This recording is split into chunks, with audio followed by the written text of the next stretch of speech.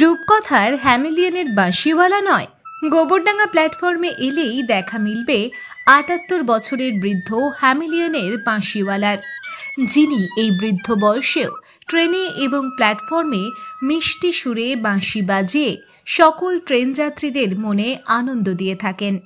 আর খুশি হয়ে যে যা দেয় তাতে এই সুরের ফেরিওয়ালা খুশি, এবং তা দিয়েই কোনো মতে সংসার চলছে তাঁর। নিশ্চয়ই এবার আপনাদের জানতে ইচ্ছে করছে যে বাঁশির সুর ফেরি করা এই বৃদ্ধ মানুষটির কি নাম বা কি তার পরিচয়। তাহলে শুনুন। উত্তর ২৪ পরগনা জেলার গোপালনগর থানার ছাতনি গ্রামের বাসিন্দা ৭৮ বছরের বৃদ্ধ মোহন মুন্ডা প্রায় ৩ যুগ ধরে মিষ্টি সুরে বাঁশি বাজিয়ে চলেছেন তিনি। বাড়িতে বৃদ্ধা স্ত্রী রয়েছে। সকাল হলেই বাঁশি হাতে নিয়ে বাড়ি থেকে বেরিয়ে পড়েন। কাঁধেতে ঝোলানো ব্যাগ আর হাতে লাঠি। ঠাকুরনগর থেকে ট্রেনে উঠে নেমে পড়েন গোবরডাঙ্গা স্টেশনে। এরপরে গোবরডাঙ্গা স্টেশনে ঘুরে ঘুরে তিনি আপন মনে বাঁশি বাজাতে থাকেন। কখনো দেখা যায় প্ল্যাটফর্মে ঘুরে ঘুরে বাঁশি বাজাচ্ছেন, আবার কখনো দেখা যায় স্টেশনের ওভারব্রিজের সিঁড়িতে বসে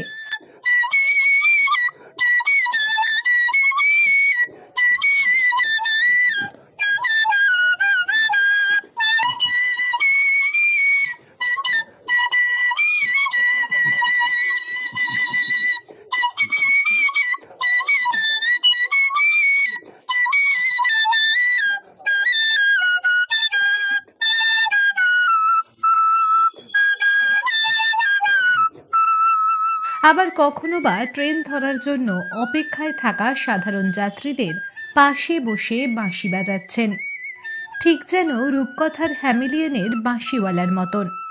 আর এই কথা বলার কারণ ৭৮ বছরের বৃদ্ধ মোহন মুন্ডার বাঁশির সুর শুনেই সকলে যেন দাঁড়িয়ে পড়ছেন প্ল্যাটফর্মে।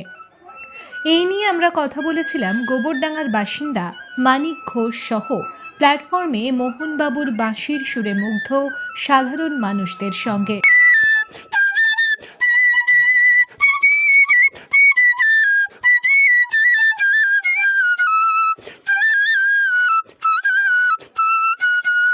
একদম কথা বলার চেষ্টা করব, একদম আস্তে কথা বলবো। এখানে কিন্তু অনেকেই একদম এই মোহনবাবুর বাঁশির সুর তারা শ্রবণ করছে বলা চলে। দাদা, একদম জানতে চাইবো, প্ল্যাটফর্মে এরকম মিষ্টির বাঁশির সুর কতদিন ধরে দেখছেন? আপনি একজন গোবরডাঙ্গাবাসী, কতদিন ধরে দেখছেন ওনাকে? আমি মোটামুটি বছর দুয়েক ধরে খেয়াল করছি। হয়তো উনি তারও আগের থেকে আছেন, আমি বছর দুয়েক ধরেই খেয়াল করছি। রবিবারটা স্টেশনে আসা পড়ে, কাজের সূত্রে অন্যান্য দিন থাকি না, তো রবিবার ওনাকে এরকম বাজাতে দেখি। বেশ ঘন্টা ১.৫-২ উনি থাকেন। তারপরে কোথা থেকে উনি আসেন কিছু জানেন? হ্যাঁ, উনি আকাইপুর থেকে আসেন। রানাঘাট লাইনে যে আকাইপুর, সেখান থেকে আসেন। গোবরডাঙ্গা স্টেশনে উনি আসেন, ১-১.৫ ঘন্টা এখানে বাঁশি বাজান, তারপরে আবার ট্রেনে করে চলে যান। ট্রেনে এরকমভাবে বাঁশি বাজান, ভিক্ষা করেন। এই কতটা ভালো লাগে?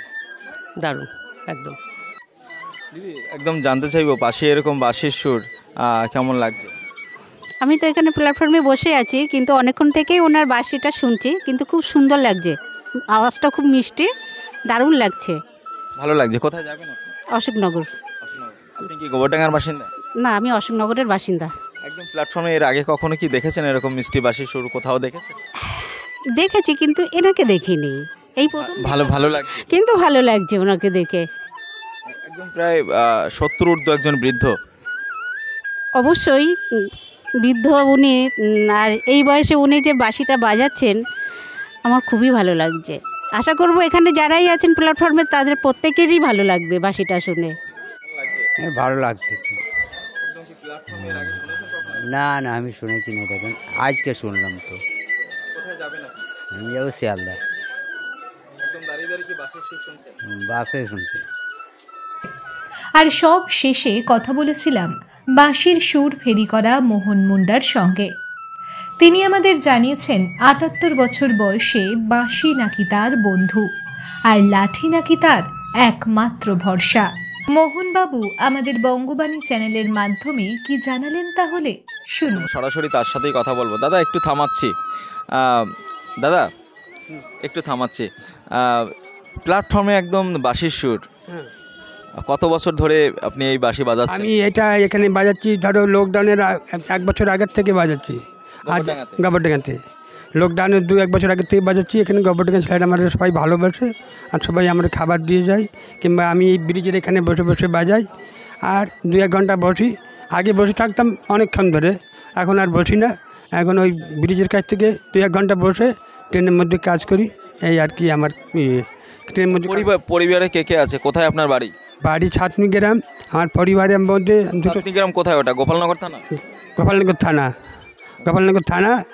পোস্ট অফিস হচ্ছে গরিপুর, মানে গোপালনগর থানা আমাদের। আচ্ছা, পরিবারে কে কে রয়েছে? পরিবারে আছে আমার স্ত্রী আর 2টো ছেলে আছে। কিভাবে সংসার চলে?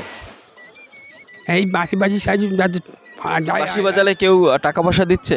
দিচ্ছে 2-1 টাকা করে দেয়, 10 টাকা 10 টাকা 50 টাকা 100 টাকা পর্যন্ত দেয়, কেউ আমাকে না কত করে বছর না। ধরে এই বাঁশি বাজাচ্ছেন? এই বাচ্চা এখানে আমি এই যে এখানে বাঁশি বাজছি প্রায় 4 বছর, প্রায় হচ্ছে 4-5 না, বছর। আপনি এই যে বাঁশি যে বাজাচ্ছেন এটা কত বছর ধরে?